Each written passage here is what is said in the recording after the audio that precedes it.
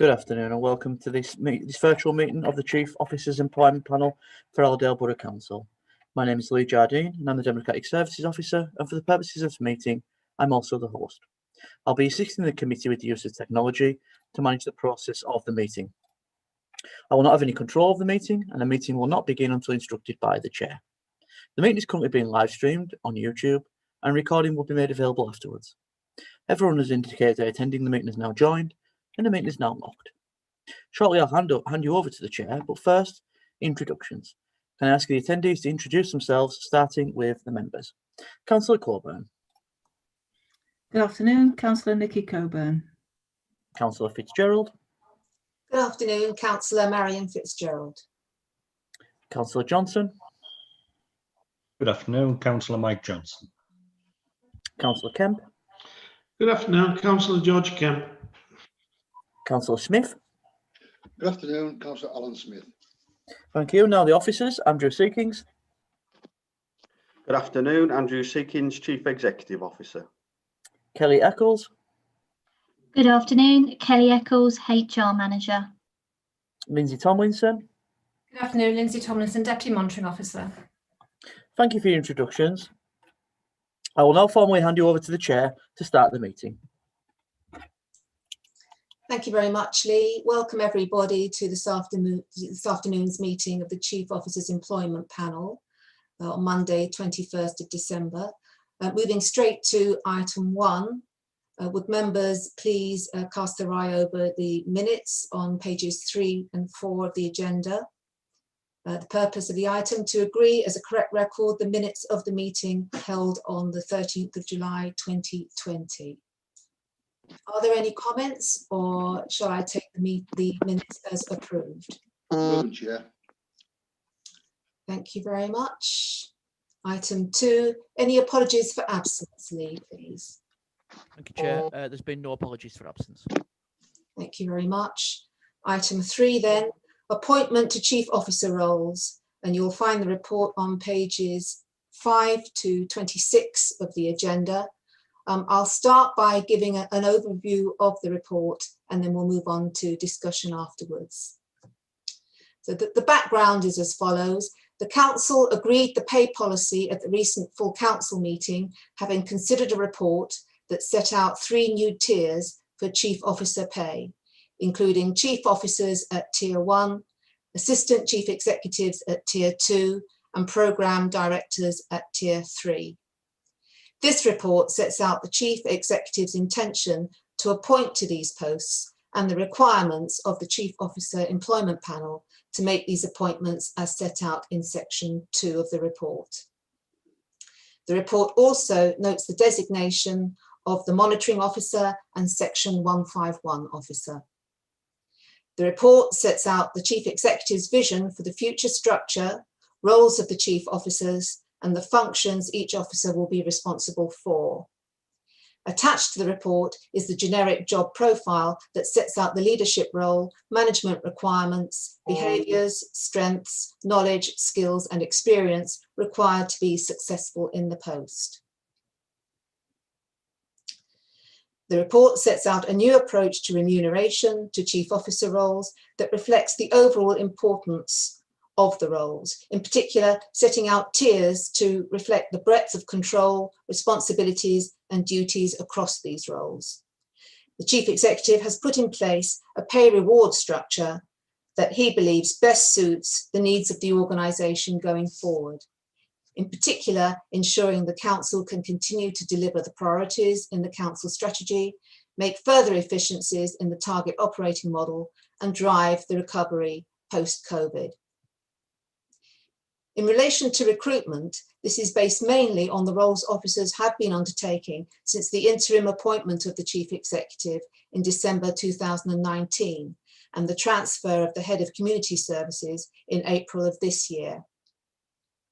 Therefore, officers are already carrying out 70% or more of their proposed future role, which can therefore be assimilated to the post. The one exception is Paul Wood. His role is being removed, and based on his experience, skills and strengths, Paul is being asked to take on the Programme Director role for transformation. Human Resources have agreed with this approach.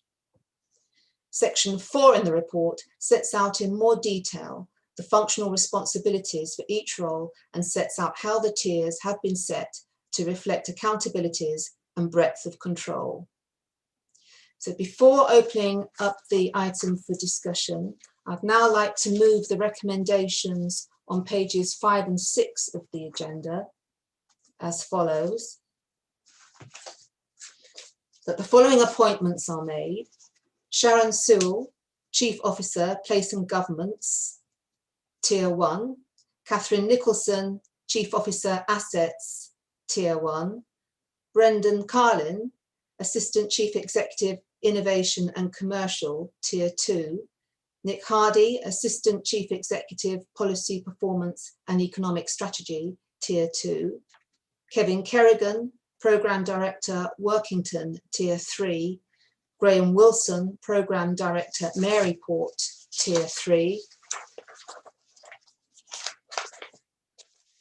Paul Wood, Programme Director, Transformation, Tier 3.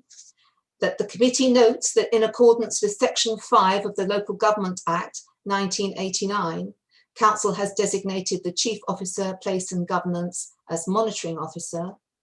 To note that in accordance with Section 151 of the Local Government Act 1972, Council has designated the Chief Officer, Assets as Chief Finance Officer. Could I have a seconder, please? I'll second that, Marion. Thank you. Thank you, Councillor Johnson. And now any comments, questions, and opening up for debate, please.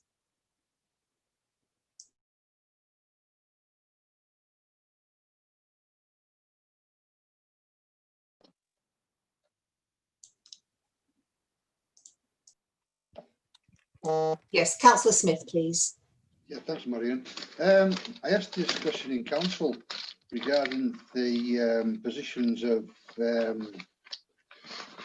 the two managers for Workington and Maryport regarding saving, and I was given some kind of response by his good self, whereas I thought it was I thought maybe elaborate today on how these savings come about.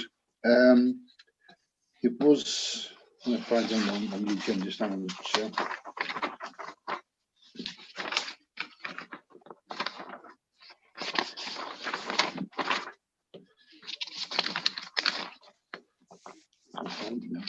But I think there was a £200,000 saving because the council is now going to take the salary for the two officers from Maryport and Workington out of the actual funding. And I asked a question to council regarding whether that funding would actually be detrimental to the impact of Workington and Maryport. And I'm still indecisive on which way to go forward on this. So maybe you could elaborate, please. Yeah, I'll do my best, Councillor Smith. Thank you. The Stronger Towns Fund, for example, has 7.5% of capital costs allocated to project management in Workington. And we would either have to pay a consultant or an outside body to project manage the Workington Town Fund. So it is felt expedient that our own officers can fulfil that role. Does that help answer the question? So you're anticipating getting the funding for both these schemes. Now, what happens if we don't get the amount we've asked for, and it's a lower sum? Well, the Stronger Towns Fund itself has 7.5% of capital costs already allocated to project management. What about Maryport? And Maryport, we would have to ensure that we use the accountable body function to ensure that we can draw down what is required. So it isn't cast in stone that these two positions will be financed by the funds what we've applied for. Could this come back as an overspend for the council in the budget? No, Councillor Smith, because the project management has to be paid for, and we would still have to pay that money to an outside body. in order. Yeah, but if you don't get them, if you don't get the funding, how can you project manage a scheme with no funding? Well, we are confident that that funding will be forthcoming for this purpose. Right. And is it any contingency if this funding doesn't materialise? I don't think that will be necessary, Councillor Smith. Right. Okay. Thank you. Thank you. Chair, Councillor Coburn and Councillor Kemp, just to Okay, help you out with that. thank you. Councillor Coburn, please. Thanks. Councillor Smith asked some of my questions, so I won't go over that. But the two people that are doing the Maryport and the Workington regeneration management, are they going to be moved to now temporary contracts, and they'll lose their jobs when there's the end of the regeneration fund being used, or are they just going to be staying as council employees, and their pay being, they'll stay as council employees with all the rights that go with that, or is they're going to be totally separate and isolated? It's just I worry about their rights being taken away. My understanding, Councillor Coburn, is that they have council employee rights until the project comes to an end, and then at that point the situation will be reviewed. So it is in effect they're entering into temporary contracts. No, it's a continuation, but when the project comes to an end, then the situation would have to be reviewed at that time. Okay, thank you. And Councillor Kemp, please. Yeah, thanks, Marion. Really, a couple of questions have already been asked by Councillor Smith and Councillor Coburn. Really, what worries me is these contracts for the two people in Workington and Maryport. They would have been funded anyways, you know. Are these people, these senior managers, experienced in delivering large regeneration projects? As Councillor Smith's already said, they're not set in stone yet, so we don't actually know whether the jobs are going to be there or not. And what really worries me is if and when these projects are delivered, where do these two senior managers go? Are they put back in another position somewhere? You know, because we really need top experienced people in regeneration to deliver these huge projects that's coming forward. Thank you. Yeah, well, as I've said, Councillor Kemp, the position will be reviewed when the projects come to an end. I can see that Andrew Seekings has his hand up, so I'm just going to bring him into the conversation here. Thank you. Yeah, just to clarify a couple of points. Obviously, the significant part of the saving is also the removal of the corporate director's post. Just to note that, as well as the other two posts. In terms of Councillor Coburn's question regarding security of employment, then, as you say, Councillor Fitzgerald, that they would remain on council contracts. These are schemes that could last 4, 5, 6 years, and so therefore, in terms of temporary employment, there would be no change. And Kelly can come in if she needs to clarify that, but there'd be no change in their employment rights because of the length of time of the programmes as well. I think if we don't get either of the funds, then we would have to review those, as you say, Marion, in terms of those roles. But we do know already, for example, that we've already got the Health Action Zone money for Maryport, so that's one of the major schemes already in place for Maryport.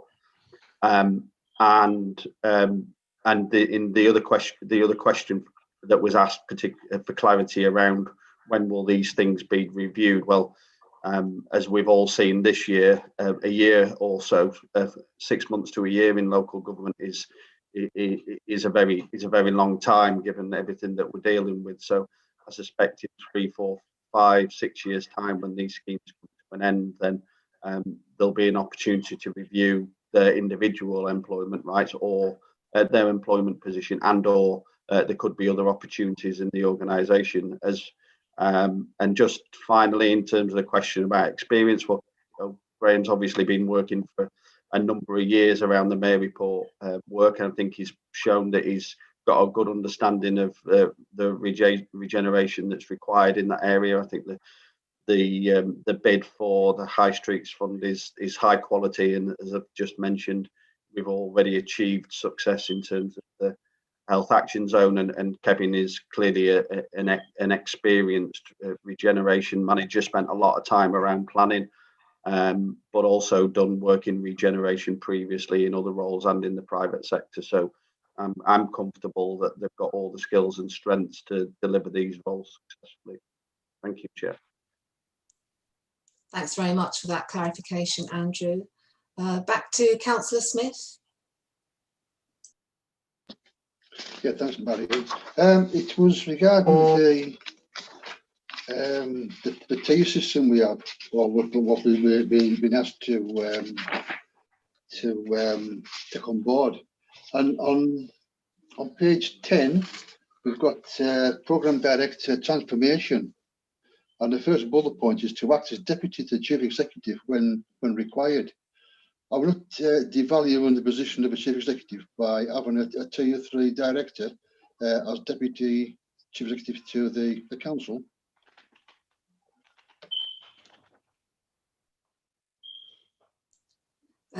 Devalue the position, did you say? Sorry. Yeah. Yeah. Not in my view. I don't know whether Andrew, you'd like to come in on that. Yeah, happy to come in. Thanks, Councillor Smith. I think the tiers are really based on breadth of control and responsibility, Councillor Smith, but they're not to do with the type.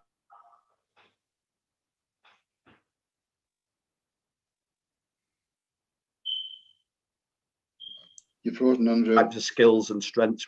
There's the generic expectation. Sorry? You froze for a second there. Can you just rewind the last few sentences, please? Yeah. So there's a generic job description. The expectations are that the people have the same level of values, behaviours, strengths and skills and experience to deliver the roles. It's really about accountability and responsibility. And in the time that I was the interim chief exec, Paul Wood was one of the people that was asked to act as my deputy to support, so that when I was away from work, we had someone with the right strengths and skills, and Paul has done that job incredibly well. So it's not a question about tiers being, if you're in tier 1, you're more valued than in tier 2 or tier 3. It's just it's an explanation really of those accountabilities and responsibilities. And in terms of my view of them, the roles are equal in terms of their leadership and strengths and qualities. And I think that at this stage, Paul provides the type of support that I require as acting as the deputy for me when I'm not around and need a bit of time away from the business. I feel complete trust and confidence that Paul has the right strengths and skills, Councillor Smith. Thanks, Andrew. Thank you. So the chief executive does not feel that these changes devalue his role in any way. I can see Councillor Kemp and Councillor Coburn. Councillor Kemp first, please. Yeah, thanks for that, Marion.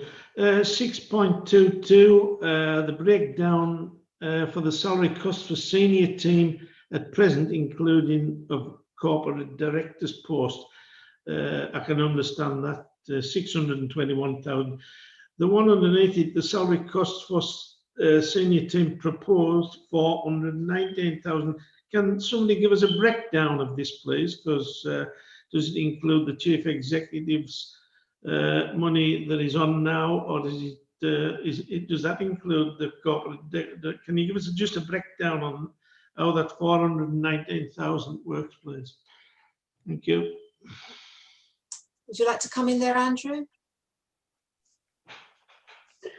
I don't have the breakdown. I'd have to bring an Excel spreadsheet up to go through the exact numbers, and it obviously includes salary and on costs and pensions and other things, Chair, but it does include my salary.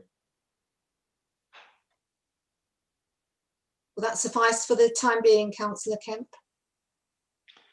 Well, not really, no, I haven't been given an answer for it. I'm looking for an answer for who is included in this 419,000, and is that inclusive of the Chief Executive's post now, and which senior managers are included in that figure? Because I just don't think it adds up to me.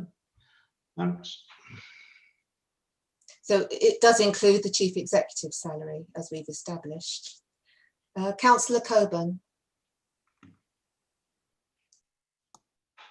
I was going to ask a different question, but just going back to that table, I worked out that it was the 4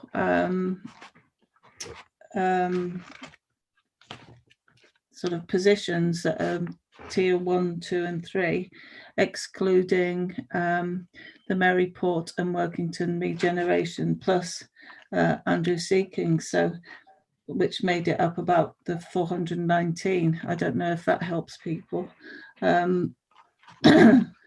So to me, it just looks as though if the 2 regeneration people have still got their jobs, well, still got all the rights, etc. It's a sort of manipulation of the figures, but I totally get that it's 419,000 there.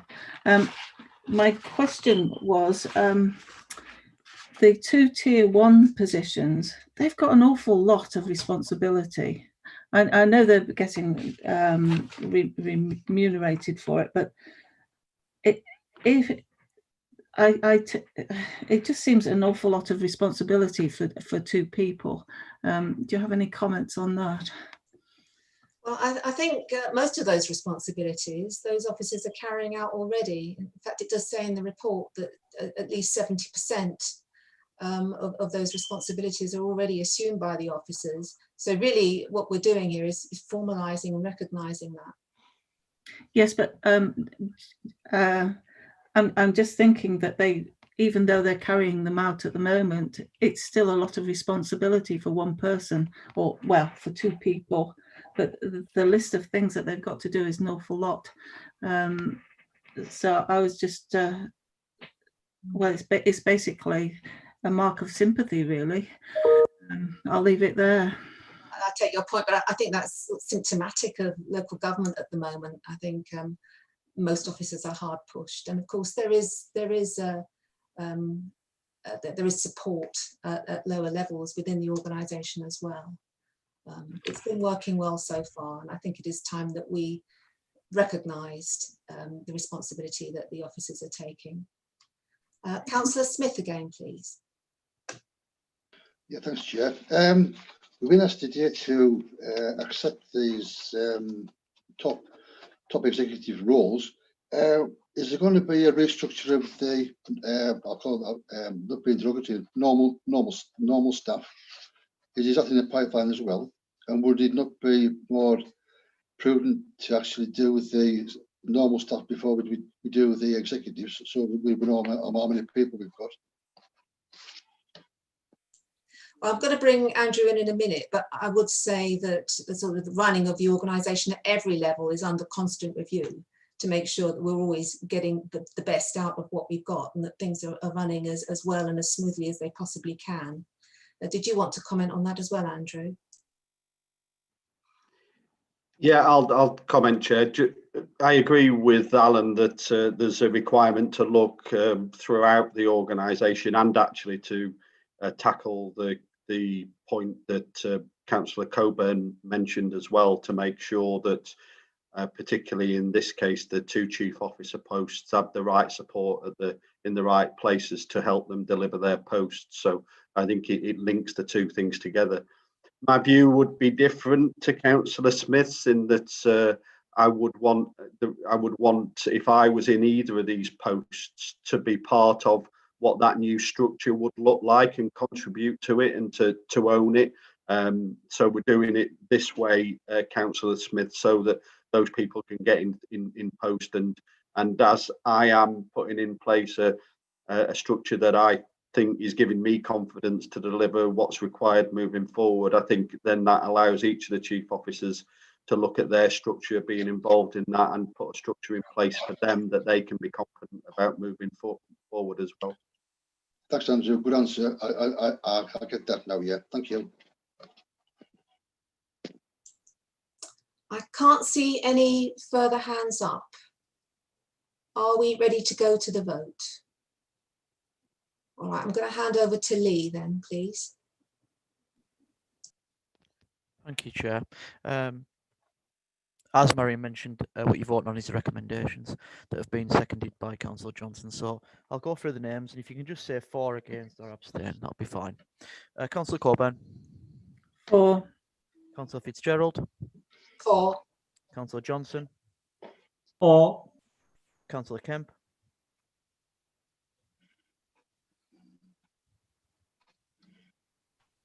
Against. Councillor Smith. For. Thank you. Chair, you've got 4 in favour and 1 against. The motion is carried. Thank you very much, Lee. And that is the final item on today's agenda. So I'd like to thank everybody for attending, and I will now formally close the meeting. Thank you.